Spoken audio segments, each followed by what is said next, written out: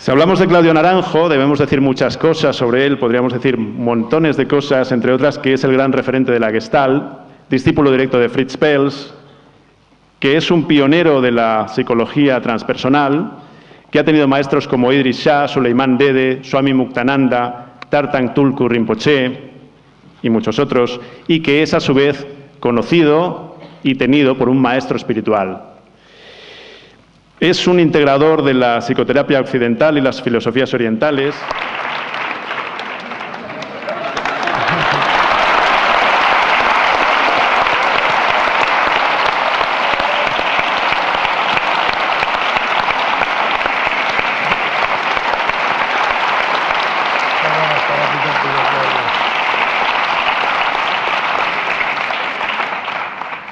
Claudio Naranjo, como decía, ha escrito este libro que tiene dos partes. Una primera parte está escrita en los años 60 y es el resultado de ese viaje a la Amazonia y de las investigaciones que siguieron.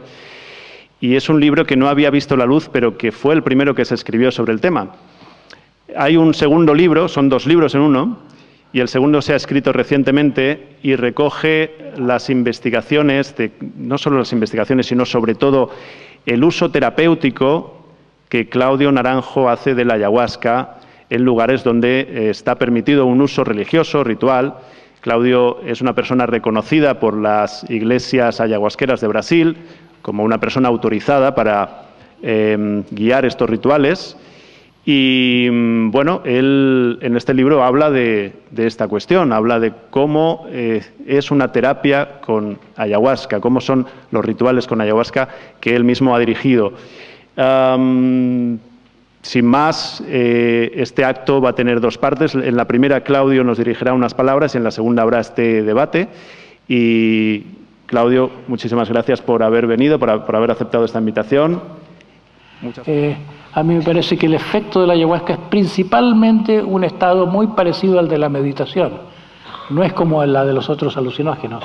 Es un estado de quietud, de querer no hacer nada, de echarse al suelo, de no pensar, estar con uno mismo, estar en paz, sentirse bien con uno mismo.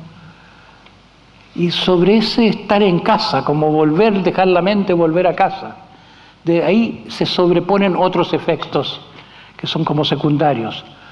Las visiones, las intuiciones, la captación de la música, las intuiciones psicológicas, el comprender a otras personas, el espíritu de comunidad, una serie de efectos derivados, de los cuales el más característico yo diría que es, hablando neurofisiológicamente, el despertar del cerebro reptiliano.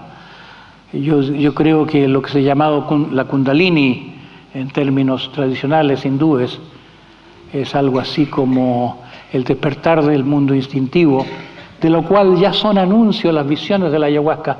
Lo más llamativo de mi trabajo en Chile era que la gente ve tigres, la gente ve serpientes, la gente ve águilas y no tienen idea qué es lo que han tomado, ni tienen idea que a otras personas les pasa igual. Eso es lo que a Michael Harner le pareció sensacional. Igual, los indígenas ven lo mismo y yo he visto lo mismo.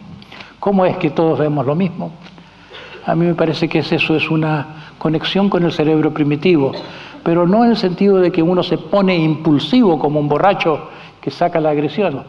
Yo creo que más que nada la razón verdadera de que se prohíben estas sustancias es que interfieren con el condicionamiento habitual para el cual están creadas las escuelas y la televisión.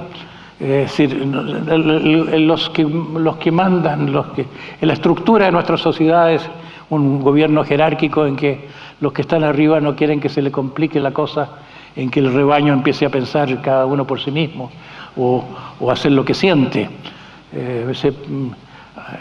De otra manera no se explicaría.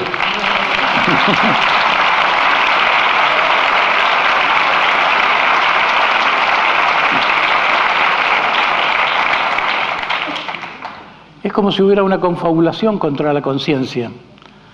Y no se explicaría que ni siquiera en la educación entra el autoconocimiento, el más grande de los educadores de todos los tiempos. Sócrates decía que esa es el más elevado fin de la vida humana, pero ni siquiera se lo toma en cuenta metiendo eso en los currículos habituales, porque el autoconocimiento no es aprender psicología, es otra cosa.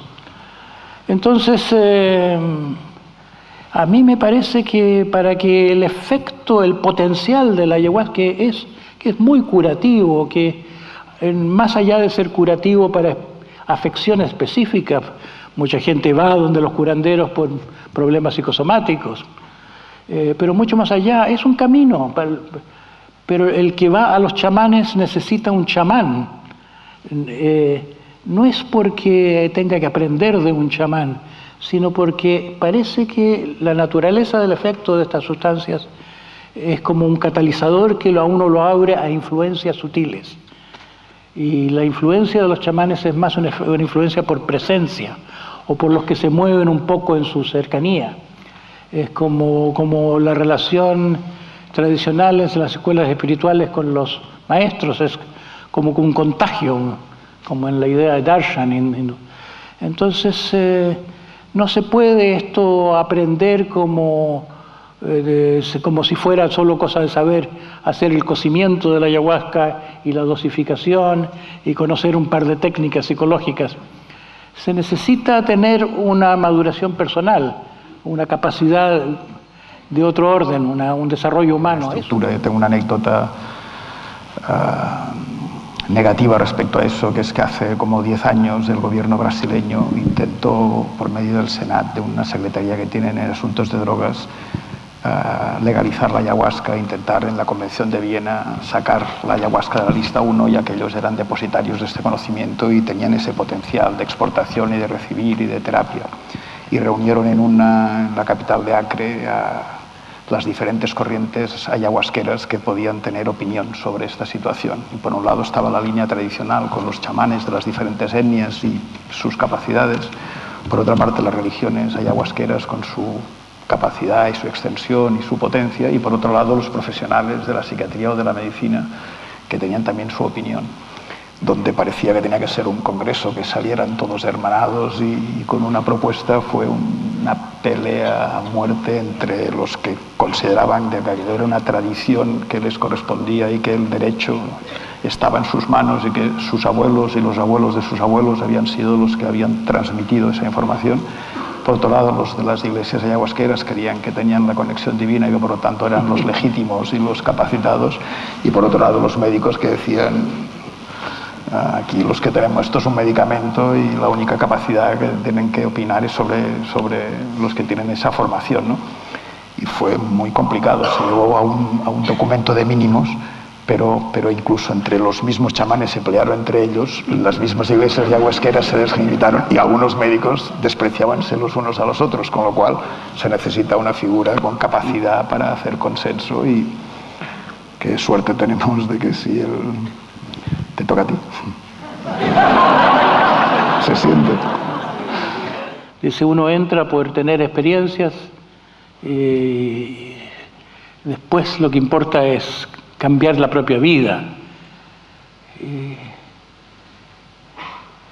Si no hay compañía, si no hay apoyo a eso, es más difícil.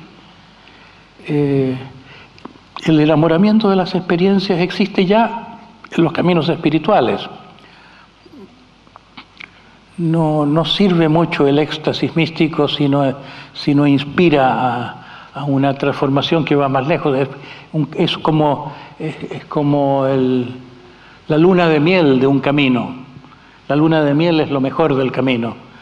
Gurdjieff, un gran maestro de comienzo del siglo, decía: al comienzo son rosas y rosas, después espinas, espinas. Se pone más duro, ¿no? Es como si fuéramos pescados o fuéramos tentados por un ser superior, y que así lo pone San Juan de la Cruz, que es como si lo divino nos acoge, es como que nos da de beber de su pecho, aunque lo divino se supone masculino en el lenguaje católico, pero él usa una imagen así del pecho de Dios. Entonces, después es como el que come y tiene que masticar. o el primero que es llevado en brazos y después tiene que caminar. Tiene que haber una estructura más allá de la toma, más allá de la experiencia, para que se vuelva un camino. Entonces, a mí me hace falta en las religiones brasileras el que haya cierta noción, cierta cultura espiritual o psicoespiritual, cierta cultura sobre el ego que hay que dejar de lado, sobre el desarrollo del amor, sobre qué es lo que debe ser trascendido y para qué. Que no venga todo de dentro, porque recibimos lo que estamos prontos para recibir. Me estoy yendo por la tangente o no sé. Las religiones ayahuasqueras brasileñas creo que sí han encontrado un nombre que se adecua mucho a eso que estás proponiendo. Le llaman trabajo con ayahuasca, o sea, donde sí, además de la experiencia de recibir la sustancia, hay un esfuerzo personal con una espera de un rendimiento de ese esfuerzo. Lo que pasa es que después de eso no... A mí lo que me llama la atención es que hay una masa de personas que toman varias veces al mes y que han tomado años y años y años, y yo no los veo tan radiantes como me gustaría verlos.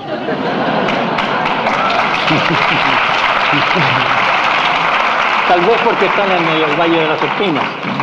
De todas formas, José Carlos, el profesor Bouso y yo tenemos que ser agradecidos a que ha habido esa posibilidad de que existan estas iglesias ayahuasqueras que son consumidores puros y que nos han permitido un campo de investigación absolutamente irrepetible. Han validado eso, y que después de estos... Porque han desvelado hay un efecto básico, hacen bien a tanta gente que eso es Vox Populi, y eso lo saben perfectamente bien los senadores de la República y los diputados en Brasil, y por eso no han logrado que Brasil acceda al dictamen de la Organización Mundial de la Salud, que quiere prohibir todo en todas partes.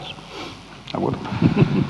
Me gustaría preguntaros precisamente por estas investigaciones. Hay un estudio científico llamado Evaluación de la severidad de la adicción en usuarios rituales de la ayahuasca, en el que participasteis tú, Mía, y tú, Carlos.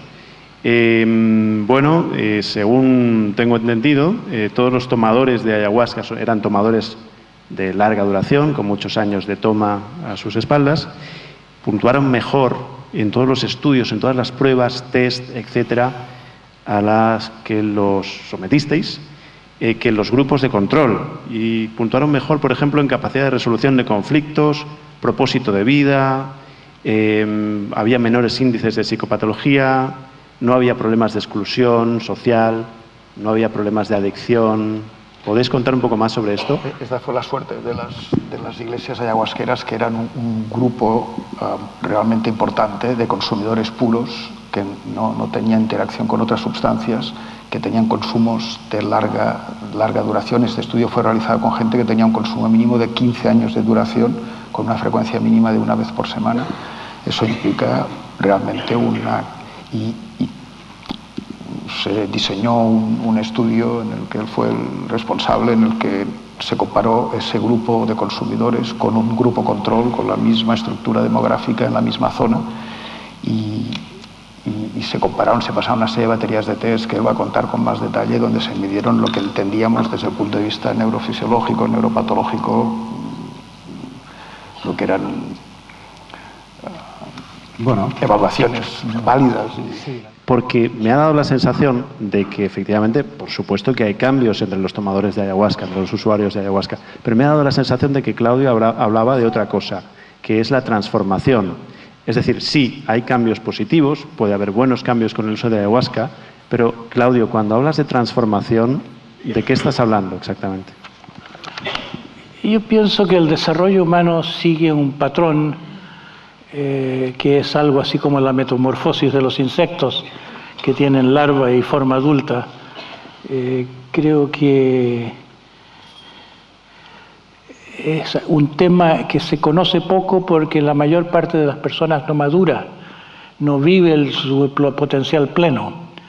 Es como si naciésemos a un mundo enfermo y en nuestra etapa larval como las larvas de las mariposas, comemos mucho, somos muy voraces, no somos muy bellos tampoco, por lo menos psíquicamente, muy necesitados, nos movemos en torno al hambre del amor, a la carencia infantil, y hay un proceso que algunas personas hacen, que es un volverse hacia adentro y reencontrarse, y es eso que, bueno, está en los evangelios, pero ya está en todas partes. En la famosa frase de Nicodemo a Jesús, ¿dices tú que hay que volver al vientre y nacer? De verdad os digo que sí, uno tiene que volver al vientre. Hay como un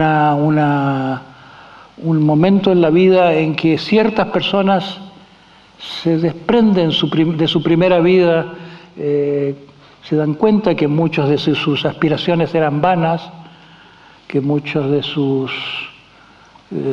personalidad no era válida, que es como si fuera una estructura natural que para habérnosla con la neurosis universal en que nacemos, en ese mundo tenemos que defendernos de alguna manera, tenemos que construir una personalidad que es una forma de adaptación. Si el mundo miente, aprendemos a mentir; si el mundo manipula, aprendemos a contramanipular; si el mundo hace tal y cual cosa, nosotros nos contagiamos con la neurosis, con el mal del ambiental. Yo creo que la neurosis no es individual, es universal. Es eso que se llamaba el diablo en la antigüedad, yo creo que es un mal sistémico. Y algunas personas tienen la suerte de sentir la vocación de sufrir esa manera falsa de ser, de darse cuenta, este no soy yo, estoy enajenado, tengo que buscarme. Y esa vocación de buscador a algunas personas llama a encontrar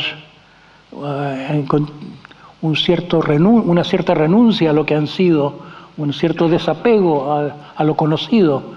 Y a esto se les abren otros estados, otros valles, como dicen algunos autores tradicionales en el camino. O sea que es un desarrollo normal, pero es un desarrollo normal que no está en la cultura considerado.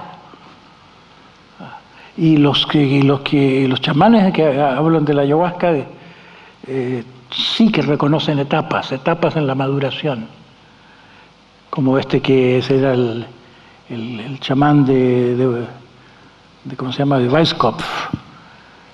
Dice, hay una etapa en que tú entras en el sol y te encuentras con los guacamayos, y entonces tú te pones a cantar como los guacamayos, a celebrar el sol. Cosas así, son cosas que no son de este mundo, son un mundo simbólico. Entonces, reconocen los chamanes que hay una época, un momento en que te encuentras con el dragón, así como en los cuentos de hadas, el héroe se encuentra con el dragón. La mayor parte de la gente se encuentra o con la serpiente, o con el tigre, y con el águila, pero estos son aspectos todos separados del dragón. Es como si hubiera un momento en encontrarse como con el corazón de esa aparente bestia, que en realidad no es bestia, sino que es como los dragones chinos, que son fuente de las lluvias y son fuente de bendiciones. Nosotros tenemos muy demonizado al dragón en el mundo occidental. Entonces se produce una transformación de la bestia peligrosa en bestia santa, en la experiencia de la toma de la ayahuasca. A veces en una sola sesión se produce ese milagro. Yo tuve como uno de mis pacientes, uno de los más conocidos guías psicodélicos de Estados Unidos, Lee Osef, y cuando le di la armalina por primera vez, se encontró con una gran serpiente, y que era como el diablo. Y yo había leído Eliade y tenía poca experiencia, y le dijo, no te sientas amenazado, déjate comer. Y me creyó. En el estado alterado de conciencia, parece que le inspiró confianza y se dejó comer. Y al rato de silencio me dice, me dejé comer, y me digirió la serpiente, y ahora me estoy volviendo serpiente. Ahora soy la serpiente. pero que la serpiente es Dios. Y como decía Alan Watts, cuando uno en la cultura occidental dice soy Dios, lo meten en la casa de orates, no sé cómo se dice aquí, en el manicomio. Pero si en la India uno dice soy Dios, le dicen felicitaciones, ¿te diste cuenta?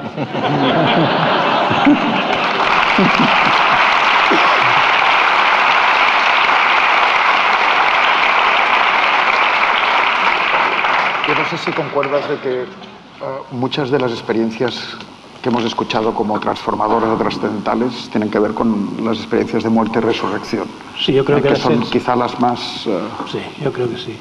A mí, yo el primer libro lo llamé La vid de la muerte, porque ayahuasca, esa palabra haya a veces se interpreta como alma, a veces como muerte.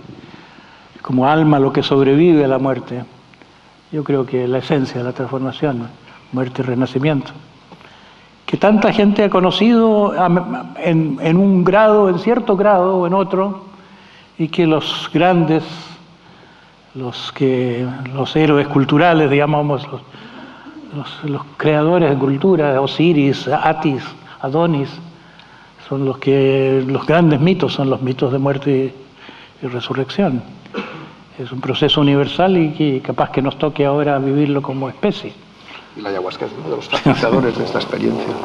Yo creo que estamos en una primera ocasión de que han muerto muchas civilizaciones antiguas, pero la esperanza que estamos viviendo en nuestros años, yo creo que es la muerte y renacimiento, ¿verdad?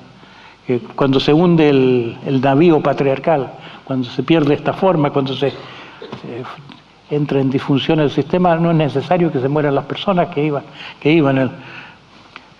Puede que los botes salvavidas nos lleven a mejor vida.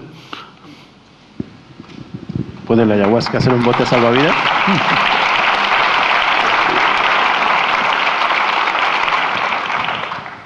¿Podría la ayahuasca jugar un papel parafraseando un libro tuyo, en sanar la civilización? Yo en la época que escribí ese libro, Sanar la civilización, ponía mis esperanzas en que como el cambio tiene que ser de conciencia, la forma como podemos contribuir es cambiando la educación. Hoy en día ya no tengo la esperanza que vamos a cambiar la educación formal de las instituciones. Están demasiado fosilizadas las instituciones, demasiado sorda la máquina burocrática. Entonces, creo más en el desarrollo orgánico. Y en ese sentido, la gente sí que está en un proceso de transformación fuerte, de maduración, de despertar. Se ve más claramente en los niños. Los niños de hoy están mucho más despiertos que los niños de la generación mía. Yo era un robot, como un zombie cuando niño. Cuando veía, ya estaba en uno de los cursos de humanidades, veía a los niños más pequeños y decía, yo no estaba tan vivo como ellos, pero en general me parece que éramos todos más zombies de niños, éramos más obedientes al sistema. Y así que yo creo que es como una carrera entre el derrumbe y la regeneración de la conciencia. Y allí los alucinógenos están teniendo un papel, aun cuando estén prohibidos. Yo creo que han influido un poco en la mente colectiva. Ese fue el fenómeno de los 60 en Estados Unidos. Estaba tan unida en la revolución cultural, esa conciencia de los 60 se llamó la contracultura porque era una conciencia compartida, vox populi, de la que la cultura está loca, que la cultura es algo enfermo. Lo que Freud había propuesto como una hipótesis arriesgada a la neurosis universal, se hizo ya obvio en los años 60. Pero había una componente psicodélica en esa conciencia. Ayudó a la gente, los focos de la revolución de la conciencia americana, así se la llamaba. Estaban en Harvard y en la Universidad de California. Estaban en las élites, no estaban en el pueblo. De ahí empezó a irradiar. Era gente que muy entendida, muy clara. Entonces las autoridades se asustaron y se comprendieron muy bien que la psicodelia tenía implicaciones políticas. Y nació el neoconservatismo de hoy, yo creo, como un intento de desvalorizar la contracultura, de ridiculizarlo como la nueva era, como cosa passé, y de penalizarla. Se ha metido mucha gente en las cárceles por posesión de un poquito de marihuana o por cosas insignificantes, pues hay como una persecución de las juventudes en muchas partes del mundo. Mucha gente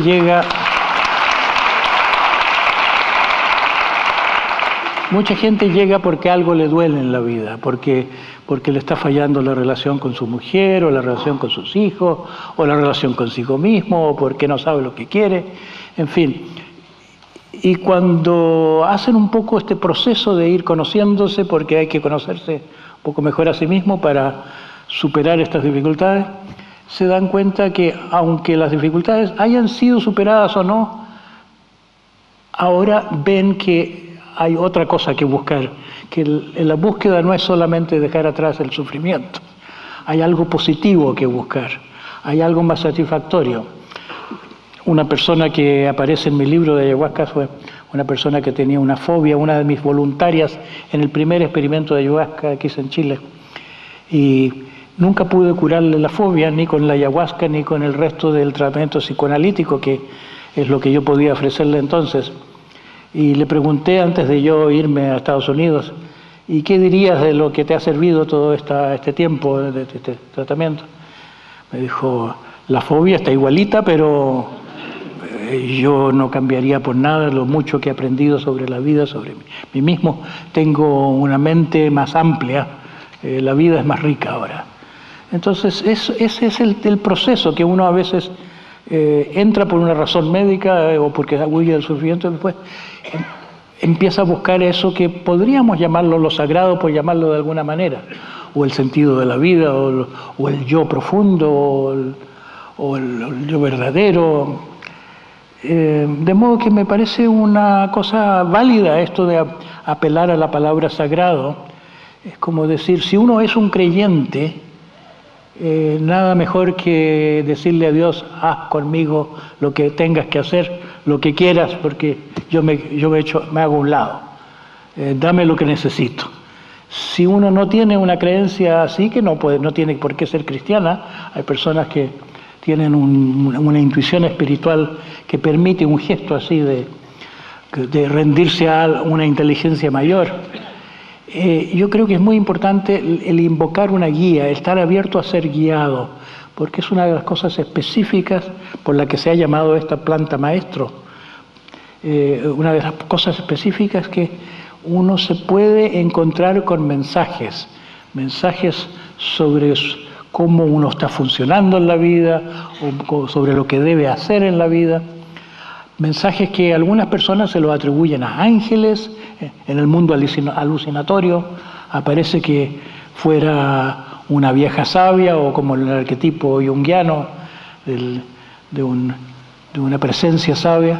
Y yo creo que probablemente muchos de estos mensajes vengan simplemente del hemisferio derecho, que no escuchamos porque estamos tan ocupados en hablar con nosotros mismos que estamos presos en nuestra mente racional. La ayahuasca detiene la mente racional lo suficiente como para que uno se haga receptivo a lo que este otro yo a uno quiere decirle. Ya sea que para uno invocar ese otro yo sirva la palabra Dios o sirva otra metáfora, pero el abrirse a ser guiado, abrirse es como ir a un oráculo, pero uno no oye nada del oráculo, sino va en actitud de que va a cumplir con lo que oye. Es como es como la mente profética. En el Antiguo Testamento Dios le habla a los que tienen una actitud de escucho y obedezco. El que va así por curiosidad a un oráculo, el oráculo no le dice nada.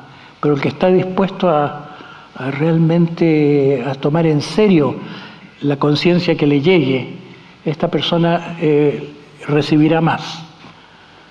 Esa es una cosa que puedo decir.